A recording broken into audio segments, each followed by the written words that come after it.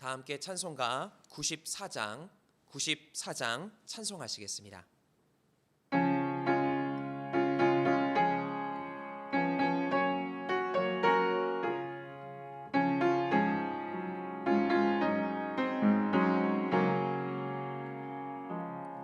주 예수보다 더 귀한 것은 없네. 이 세상 부귀와 바꿀 수 없네. 영주는 내 대신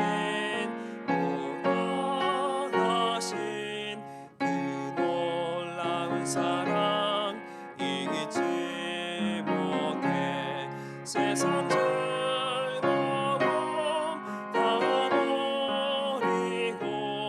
세상 자랑 다 버렸네.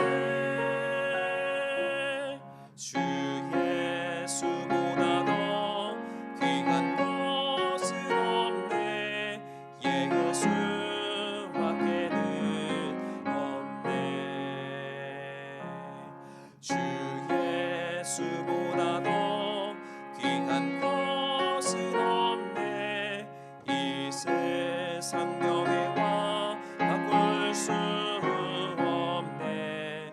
이전에 즐기던 세상 일도 주 사랑하는 맘 빼겠지 못해.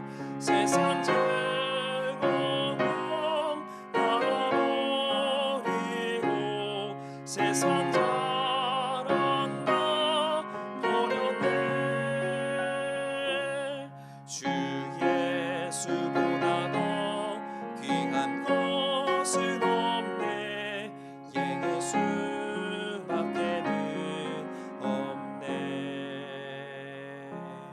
주 예수보다 더 귀한 것은 없네. 이 세상 행복과 바꿀 수 없네. 유혹과 핍박이 몰려와도 주 섬기는 내 맘 평온치 않아.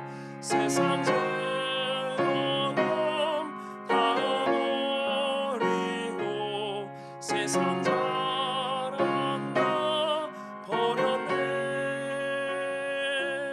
주 예수보다 더 귀한 것은 없네. 예수밖에는 없네.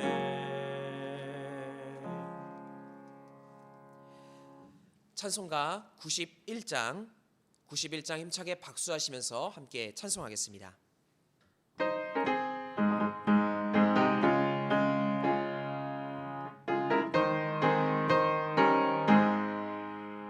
슬픈 마음 있는 사람 예수 기름 믿으면 영원토록 변함없는 기쁜 마음 얻으리. 예수의 기름은 세상의 소망이요. 예수의 기름은 천국의 기쁨일세. 거룩하신 주의 기름 너의 방패 삼으라.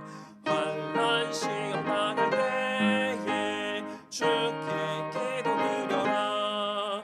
예수의 기름은 세상의 소망이요.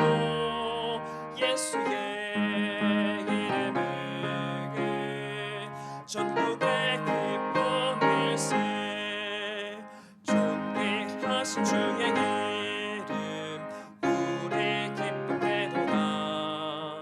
주의 품에 안길 때에 기쁜 찬송 부르리.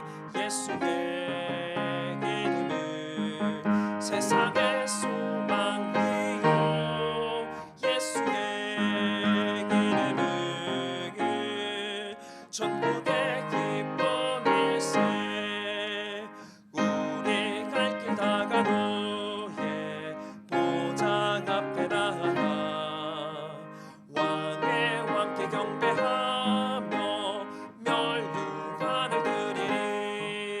예수의 이름은 세상의 소망이요 예수의 이름은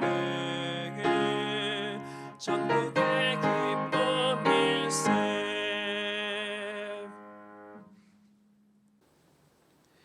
오늘의 성경 말씀은 신약 디모데후서 3장의 말씀입니다.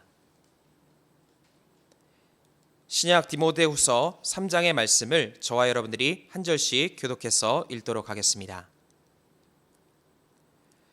너는 이것을 알라. 말세에 고통하는 때가 이르러 사람들이 자기를 사랑하며 돈을 사랑하며 자랑하며 교만하며 비방하며 부모를 거역하며 감사하지 아니하며 거룩하지 아니하며 무정하며 원통함을 풀지 아니하며 모함하며 절제하지 못하며 사나우며 선한 것을 좋아하지 아니하며 배신하며 조급하며 자만하며 쾌락을 사랑하기를 하나님 사랑하는 것보다 더하며 경건의 모양은 있으나 경건의 능력은 부인하니 이 같은 자들에게서 내가 돌아서라.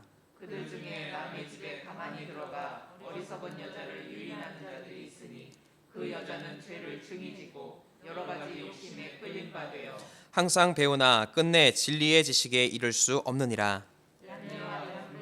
모세를 대적한 것 같이 그들도 진리를 대적하니 이 사람들은 그 마음이 부패한 자요 믿음에 관하여는 버림받은 자들이라.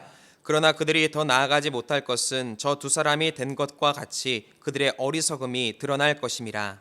나의 교훈과 행실과 의함과 믿음과 오래 참음과 사랑과 인내와 박해를 받음과 고난과 또한 안디옥과 이고니온과 루스드라에서 당한 일과 어떠한 박해를 받은 것을 내가 과연 보고 알았거니와 주께서 이 모든 것 가운데서 나를 건지셨느니라. 우리 그리스도 예수 안에서 경건하게 살고자 하는 자는 박해를 받으리라. 악한 사람들과 속이는 자들은 더욱 악하여져서 속이기도 하고 속기도 하나니 그러나 너는 배우고 확신한 일에 거하라. 너는 내가 누구에게서 배운 것을 알며 또 어려서부터 성경을 알았나니 성경은 능히 너희로 하여금 그리스도 예수 안에 있는 믿음으로 말미암아 구원에 이르는 지혜가 있게 하느니라. 모든 성경은 하나님의 감동으로 된 것으로 교훈과 책망과 바르게 함과 의로 교육하기에 유익하니 함께 읽겠습니다. 이는 하나님의 사람으로 온전하게 하며 모든 선한 일을 행할 능력을 갖추게 하려 함이라. 아멘. 할렐루야. 오늘도 주님의 사랑과 은혜를 경험하는 복된 이 새벽 되시기를 주님의 이름으로 간절히 축원드립니다. 사람은 관심을 가지는 것을 더 집중해서 바라보는 특징을 가지고 있습니다. 한때 중고등학생들이 저에게는 눈에 들어왔습니다. 당시 제가 중고등부 전도사였기 때문입니다. 또 한때 저는 임산부들이 눈에 많이 들어왔습니다. 저희 사모가 임신을 했던 때였기 때문입니다. 심지어 왜 그렇게 동네에 임신한 임산부가 많냐는 생각도 할 정도였습니다. 그런데 출산 이후에는 제 눈에는 더 이상 임산부들이 잘 눈에 띄지 않았습니다. 오히려 이제는 유치원생 아이들만 제 눈에 보이는 것을 깨닫게 됩니다. 저희 자녀가 유치원생이기 때문인 것입니다. 이처럼 사람은 관심을 쏟는 곳에 더 집중을 하게 됩니다. 심지어 다른 것들이 보이지 않는 것처럼 여겨질 정도로 집중을 하게 되는 것입니다. 최근 시대가 많이 어렵습니다. 주변에 수많은 뉴스들이 들려오고 그 소식에 우리는 괴롭고 또 두려움을 느끼기도 합니다. 하지만 이때 우리가 주님께 철저히 집중한다면 주님은 위기 중에도 다른 두려움들은 잠재워 주실 것이고 오직 주님을 바라봄에 큰 기쁨과 감격의 삶으로서 우리의 삶을 인도해 주시는 줄 믿습니다. 오늘 본문에는 주님이 다시 오시는 그날까지 우리가 무엇을 바라보며 살아가야 하는가에 대해서 말씀합니다. 세상에는 수없이 많은 것들이 자신을 봐달라고 손짓을 하지만 우리는 다른 것을 바라보는 것이 아니라 어떤 순간에도 끝까지 주님을 바라봐야 한다라고 말씀하고 있는 것입니다. 그러할 때에 우리는 하나님의 사람으로 온전하게 되는 것이며 또 주님의 능력을 삶 속에서 경험케 된다라는 것입니다. 바라기는 우리가 온전히 주님께 집중함을 통하여 하나님께서 주시는 풍성한 은혜의 삶을 살아가시기를 주님의 이름으로 간절히 축원드립니다. 그렇다면 우리는 구체적으로 무엇을 바라보며 살아가야 하는 것입니까? 먼저 첫 번째는 오직 하나님만 바라봐야 하는 것입니다. 시편 62편 1절은 이렇게 고백합니다. 나의 영혼이 잠잠히 하나님만 바라며 나의 구원이 그에게서 나오는도다. 이와 같이 주님을 바라보는 삶에 하나님의 구원이 임하게 되는 것입니다. 그렇게 우리의 삶은 어떤 순간에도 주님을 바라봐야 하는 것입니다. 그렇다면 하나님만 바라본다라는 것은 무엇입니까? 이것은 구체적으로 하나님을 무엇보다 사랑한다라는 것입니다. 내 삶의 우선순위를 하나님으로 정하고 다른 것에 시선을 돌리지 않는 삶이 바로 하나님을 사랑하는 삶이 되는 것입니다. 우리는 주님이 다시 오실 그날까지 하나님만 바라보며 하나님을 사랑해야 합니다. 그럴 때 어떤 은혜가 임하는 것입니까? 본문 17절 말씀은 이렇게 기록합니다. 이는 하나님의 사람으로 온전케 되며 모든 선한 일을 행할 능력을 갖추게 하려 함이라. 하지만 세상은 우리가 주님을 바라보지 못하도록 우리를 유혹합니다. 본문 4절에 기록된 대로 쾌락을 사랑하기를 하나님을 사랑하는 것보다 더하며, 즉 우리의 시선을 혼란하게 만든다라는 것입니다. 구체적으로 2절에 기록된 것처럼 자기를 사랑하는 것, 돈을 사랑하는 것, 자랑과 교만, 비방 등 이 모든 것들이 우리가 주님을 사랑하지 못하도록 우리를 유혹한다라는 것입니다. 그런데 이러한 유혹들을 종합해 보면 나를 사랑하는 것입니다. 즉 내가 삶의 우선순위가 되기 위한 연약한 모습이다라는 것입니다. 하지만 주님은 우리가 나를 내려놓고 주님을 더 사랑하기를 원하십니다. 물론 나를 사랑하는 것은 정말 중요합니다. 내 자존감을 높이고 자신감 있는 삶을 우리에게 분명히 가져다 줄 수도 있습니다. 하지만 나의 능력은 결국 한계를 느낄 수밖에 없습니다. 그리고 내 능력만으로는, 나를 사랑하는 것만으로 가지고는 참된 구원을 경험할 수 없다라는 것입니다. 그렇기에 우리의 구원의 길은 오직 주님의 능력으로만 가능하다라고 성경은 분명히 말씀합니다. 그렇게 우리가 구원의 길로 가기 위해서는 나를 내려놓고 오직 주님을 바라보고 또 주님을 사랑하는 가운데에서 하나님의 온전한 사람으로 세워지게 되는 것이고 참된 구원을 경험케 되는 줄 믿습니다. 내려놓음이라는 책을 쓴 이용규 선교사님의 간증 가운데의 한 이야기입니다. 선교사님은 자신의 2살 된 아들과 함께 장난감 가게를 방문했습니다. 아이는 이내 자신이 좋아하는 장난감을 하나 고르게 되었습니다. 그리고는 아이는 장난감을 그냥 꼭 움켜쥔 채 그냥 가게를 나오려고 했습니다. 그러나 장난감을 가지기 위해서는 그 장난감을 계산대 위에 올려놓고 점원에게 전달해야 했지만 아이는 그렇게 하지 않으려고 했습니다. 그래서 점원은 아이가 가진 장난감을 받으려고 했습니다. 하지만 아이는 울며 떼를 쓰면서 장난감을 꼭 손에 쥔 채 내려놓으려고 하지 않았다는 겁니다.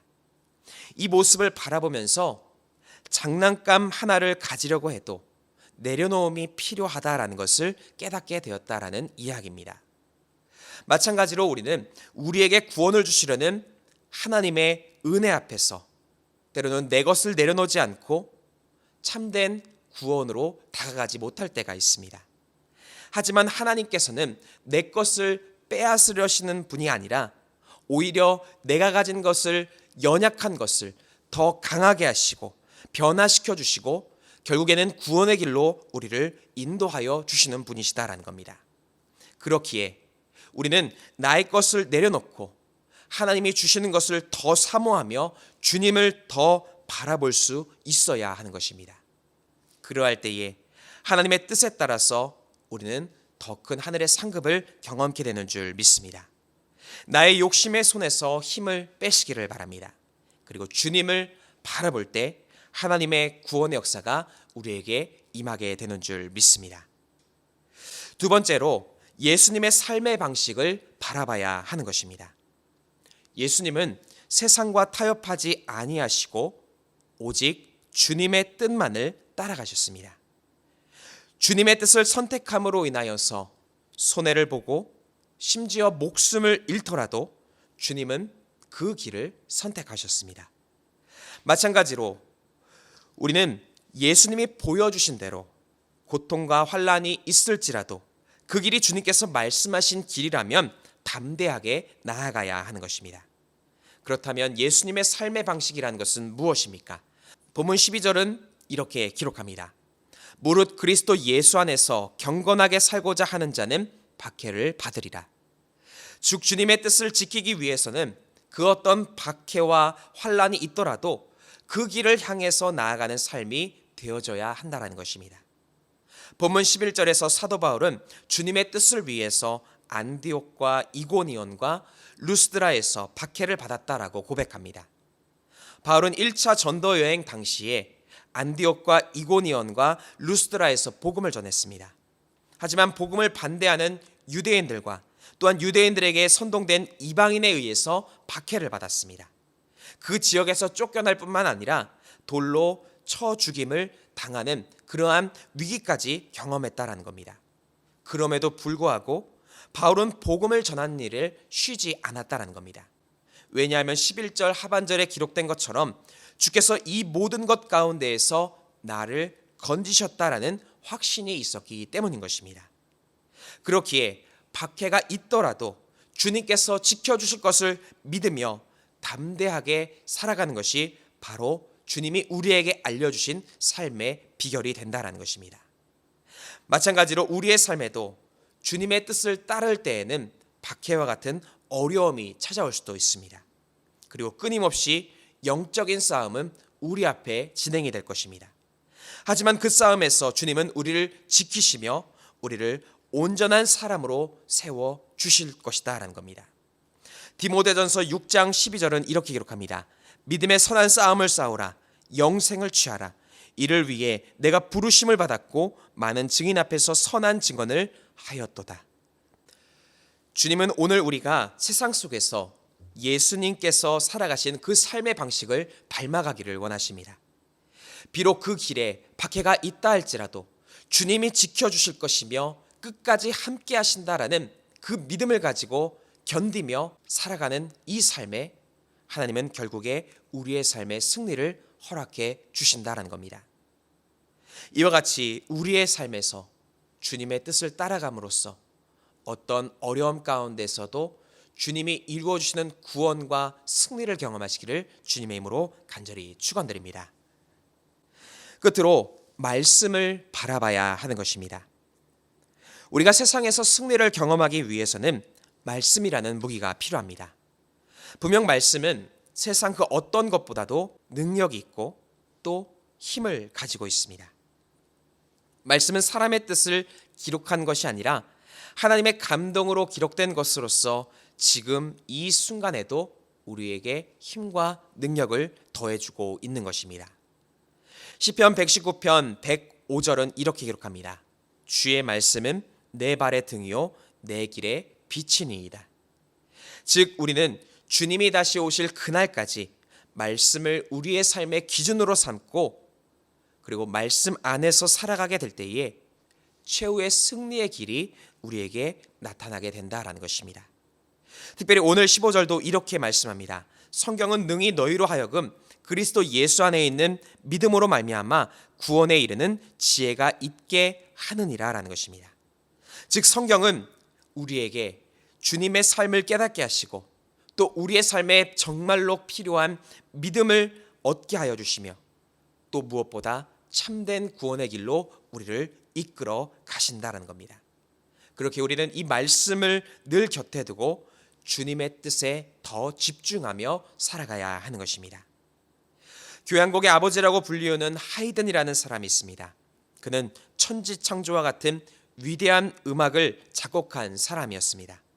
사람들은 그에게 어떻게 하면 이렇게 감동적인 음악을 만들 수 있는가라고 질문을 했습니다. 그때 그는 이렇게 말했습니다. 나는 하나님의 말씀을 깊이 묵상할 때면 풍성한 기쁨을 경험하게 되고 그 기쁨 중에 곡조들이 춤추듯이 떠오르게 됩니다. 라고 고백했다라는 겁니다.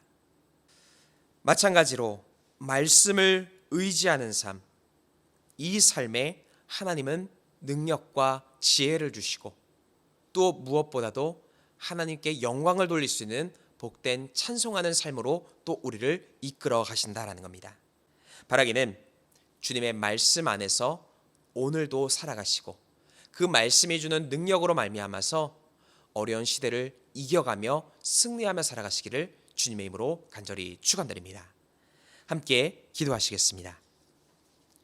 사랑과 은혜가 충만하신 하나님, 참으로 감사드립니다. 우리에게 하나님의 은혜를 허락하여 주셔서 하나님 바라보며 능력 경험케 하여 주심에 감사드립니다. 더욱 주님께 집중하게 하여 주시고 주님의 삶을 따라가며 또 주님의 말씀을 따라가면서 하나님이 주시는 승리의 삶을 경험케 하여 주시옵소서. 오늘도 이 새벽 주님 앞에 정성 모아 예물을 드린 손길이 있습니다. 이 예물을 기쁘게 받아 주시옵고 하나님 나라 확장에 크게 사용하여 주시며 또한 드린 손길 가운데에는 한량없는 은혜와 축복으로 채우시고 인도하여 주시옵소서. 이 시간 이후에 함께 기도할 때에 하나님께서 은혜 허락하여 주셔서 주님의 뜻을 깨닫게 하여 주시고 더욱 주님의 능력을 힘입는 거룩한 시간으로 인도하여 주시옵소서. 모든 것 감사드리며 우리 구주 예수 그리스도의 이름으로 간절히 기도드립니다. 아멘. 하늘에 계신 우리 아버지여, 이름이 거룩히 여김을 받으시오며 나라가 임하시오며 뜻이 하늘에서 이루어진 것 같이 땅에서도 이루어지이다. 오늘 우리에게 일용할 양식을 주시옵고 우리가 우리에게 죄 지은 자를 사하여 준 것 같이 우리 죄를 사하여 주시옵고 우리를 시험에 들게 하지 마시옵고 다만 악에서 구하시옵소서. 나라와 권세와 영광이 아버지께 영원히 있사옵나이다. 아멘.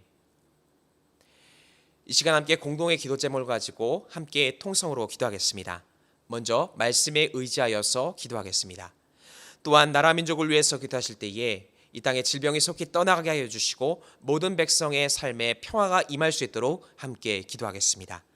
또한 교회를 위해서 기도하실 때에 우리 교회가 사랑으로 세상을 치유하는 교회가 될 수 있도록 함께 기도해 주시고 특별히 담임 목사님의 신혼의 강건함과 또 교회 학교와 청년부의 거룩한 부흥을 위해서 함께 기도하도록 하겠습니다.